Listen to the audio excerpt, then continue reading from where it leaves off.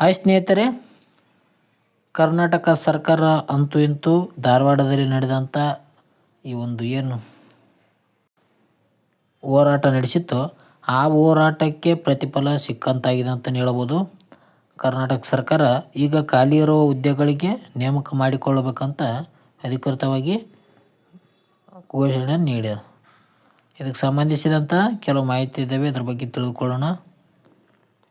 ನೋಡಿ, 20/6/1995 ಒಂದು ಸರ್ಕಾರದ ಆದೇಶದ ರಾಜ್ಯ ಸಿವಿಲ್ ಸೇವೆಗಳ ಹುದ್ದೆಗಳಿಗೆ ಮಾಡುವ ನೇರ ನೇಮಕಾತಿಯಲ್ಲಿ ಪರಿಶಿಷ್ಟ ಜಾತಿ, ಪರಿಶಿಷ್ಟ ಪಂಗಡಗಳಿಗೆ ಕ್ರಮವಾಗಿ ನಿಗದಿಪಡಿಸಲಾದ 15% ಮತ್ತು 3% ಮೀಸಲಾತಿ ಪ್ರಮಾಣಕ್ಕೆ ಅನುಗುಣವಾಗಿ ಭರ್ತಿ ಮಾಡಬೇಕಾದ ರಿಕ್ತ ಸ್ಥಾನಗಳಿಗೆ 100 ಬಿಂದುಗಳ ರೋಸ್ಟಕ ನಿಗದಿಪಡಿಸಲಾಗಿರುತ್ತದೆ ಅಂತಲೇ ಹೇಳಲಾಗಿದೆ. ನೋಡಿ, ಅಂದರೆ ಈಗೇನು 56% ಮೀಸಲಾತಿ ಇದೆಯೋ ಅದರ ಬದಲಾಗಿ ಮತ್ತೆ 50%ಅಲ್ಲಿ ಬರುವಂಥ ಅದರಲ್ಲಿ ಎಸ್ ಸಿ ಒಂದು ಕ್ಯಾಟಗರಿಯಲ್ಲಿ ಕಡಿಮೆ ಮಾಡಿದ್ದಾರೆ ನೋಡ್ರಿ. ಈ ಹೋದ ಸಲ ಕೊಟ್ಟಂಗೆ 15% ಮತ್ತು 3% ರೀತಿಯಲ್ಲೇ ಈ ಸಲ ಕೂಡ ನೇಮಕ ಮಾಡಬೇಕಂತ ಈ ಒಂದು ಪತ್ರದಲ್ಲಿ ಹೇಳಲಾಗಿದೆ. ಇದೇನೋ ಅಷ್ಟು ಇಂಪಾರ್ಟೆಂಟ್ ಅಲ್ಲ, ನಮಗೆ ನೇಮಕ ಆಗಬೇಕಾಗಿತ್ತು, ನೇಮಕ ಆಗಿದೆ. ಅದು ಎಷ್ಟಂತ ತಿಳಿದುಕೊಳ್ಳೋಣ ಬನ್ನಿ. ನೋಡಿ, ಈಗ 17 ಮತ್ತು 7 ಅಂತ ಮೀಸಲಾತಿ ಪ್ರಮಾಣದಲ್ಲಿ ಅನುಕ್ರಮವಾಗಿ ಹೆಚ್ಚಿಸಲಾಗಿರುತ್ತದೆ. ಅದನ್ನು ಈಗ ಮತ್ತೆ ಕಡಿಮೆ ಮಾಡ್ಬೇಕಂತ ಹೇಳ್ಯಾರ ಇಲ್ಲಿ. ಓಕೆ, ಇದೇ ರೀತಿಯಾಗಿ ಕೊಟ್ಟಿದ್ದಾರೆ. ಈ ಒಂದು ಮಾಹಿತಿಯನ್ನು ನಾನು ಏನು ಮಾಡಿರ್ತೀನಿ ಅಂದರೆ ನಮ್ಮ ಟೆಲಿಗ್ರಾಮ್ ಗ್ರೂಪಿಗೆ ಅಲ್ಲಿ ಹಾಕಿರ್ತೀನಿ, ಯಾರಿಗೆ ಬೇಕೋ ಹೋಗಿ ಅಲ್ಲಿ ನೋಡ್ಬೋದು. ಓಕೆ, ಅಂದರೆ ಬನ್ನಿ ಕೊನೆ ಪೇಜ್ಗೆ ಹೋಗೋಣ. ಇಲ್ಲಿ ಕೊಟ್ಟಿದ್ದೆ ನೋಡಿ, 2023ರಲ್ಲಿ ನಿಗದಿಪಡಿಸಲಾಗಿರುವ ರೋಸ್ಟರ್ ಬಿಂದುಗಳನ್ನೇ ಮುಂದುವರೆಸಿದ್ದು ಇಂದಿನ ನೇಮಕಾತಿಯಲ್ಲಿ ದಿನಾಂಕ 2023/8/3 ಆದೇಶದಲ್ಲಿ ಗೊತ್ತುಪಡಿಸಿರುವ ರೋಸ್ಟರ್ನಲ್ಲಿ ಯಾವ ಬಿಂದುವಿನಲ್ಲಿ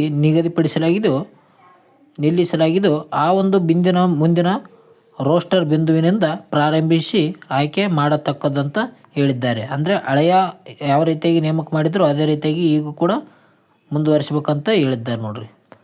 ಮಾನ್ಯ ಉಚ್ಚ ನ್ಯಾಯಾಲಯದ ಅಂತಿಮ ಆದೇಶದ ಒಳಪಟ್ಟು ಆಯಾ ಇಲಾಖೆಗಳು, ನೇಮಕಾತಿ ಪ್ರಾಧಿಕಾರಗಳು ಮುಂದಿನ ನೇಮಕಾತಿ ಮಾಡಿಕೊಳ್ಳುವ ಹುದ್ದೆಗಳಲ್ಲಿ 6% ಪರಿಶಿಷ್ಟ ಜಾತಿಗೆ 2% ಮತ್ತು ಪರಿಶಿಷ್ಟ ಪಂಗಡಗಳಿಗೆ 4% ಹುದ್ದೆಗಳನ್ನು ಕಾಯ್ದಿರಿಸತಕ್ಕದ್ದು ಅಂತ ಕೂಡ ಹೇಳಲಾಗಿದೆ.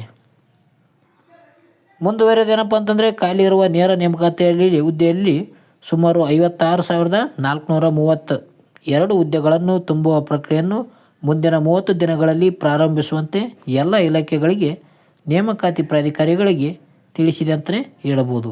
ಈಗ ಎಷ್ಟು ಹುದ್ದೆಗಳು ಇರ್ತವೆ ಅಂದರೆ 56,432 ಹುದ್ದೆಗಳಿಗೆ ನೇಮಕ ಮಾಡಬೇಕಂತ ಹೇಳಲಾಗಿದೆ ನೋಡಿ. ಅದರದ್ದೊಂದು ರಾಜ್ಯ ಒಂದು ಫಲರ ಆದೇಶಾನುಸಾರ ಸಹಿ ಕೂಡ ಆಗಿದೆ. ಇದೇನಪ್ಪ ಅಂತಂದರೆ ಧಾರವಾಡದ ನಡೆದಂಥ ಒಂದು ಹೋರಾಟವೇ ಕಾರಣ ಆಗಿದೆ ಅಂತಲೇ ಹೇಳ್ಬೋದು. ಯುವಕರೇ ಮುಂದಿನ ಭವಿಷ್ಯ ಅಂತಲೇ ಹೇಳ್ತೀವಿ.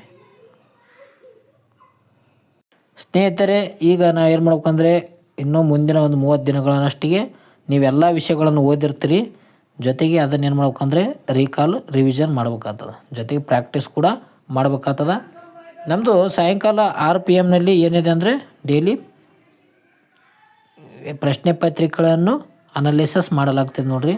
ಆ ಒಂದು ವಿಡಿಯೋಗಳನ್ನು ಯಾರು ನೋಡಿಲ್ಲೋ ಕೊನೆವರೆಗೂ ವಿಡಿಯೋನ ನೋಡಿಕೊಳ್ಳಿ. ಓಕೆ, 30 ದಿನಗಳಲ್ಲಿ ನಾವು ಏನೇನು ಓದಿವಿ ಅನ್ನೋದು ಇಂಪಾರ್ಟೆಂಟ್ ಆಗ್ತದೆ. ಇಷ್ಟು ದಿನ ವಿಷಯವಾರು ಪ್ರಾಕ್ಟೀಸ್ ಮಾಡಿದ್ದೀವಿ, ಈಗ ನಾವು ಪ್ರಶ್ನೆ ಪತ್ರಿಕೆವಾರು ಪ್ರಾಕ್ಟೀಸ್ ಮಾಡೋಣ. ಓಕೆ ಫ್ರೆಂಡ್ಸ್, ಮುಂದಿನ ವಿಡಿಯೋದಲ್ಲಿ ಸಿಗೋಣ. ಟೇಕ್ ಕೇರ್, ಬಾಯ್. ಯಾರಾದರೂ ನಮ್ಮ ಒಂದು ವಿಡಿಯೋಗಳನ್ನು ನೋಡ್ಕೊಂಡಿಲ್ಲ ಅಂದರೆ ಹೋಗಿ ನೋಡ್ಕೊಳ್ಳಿ. ಪ್ರತಿದಿನ ಸಾಯಂಕಾಲ 4 ಗಂಟೆಗೆ ಇರುತ್ತೆ ನೋಡಿರಿ ಪ್ರಶ್ನೆ ಪತ್ರಿಕೆ ಅನಾಲಿಸಿಸ್. ಓಕೆ, ಮುಂದಿನ ವಿಡಿಯೋದಲ್ಲಿ ಸಿಗೋಣ. Take care, bye friends. ಸ್ಟಡಿಯನ್ನು ಹೆಚ್ಚಿಗೆ ಮಾಡಿ.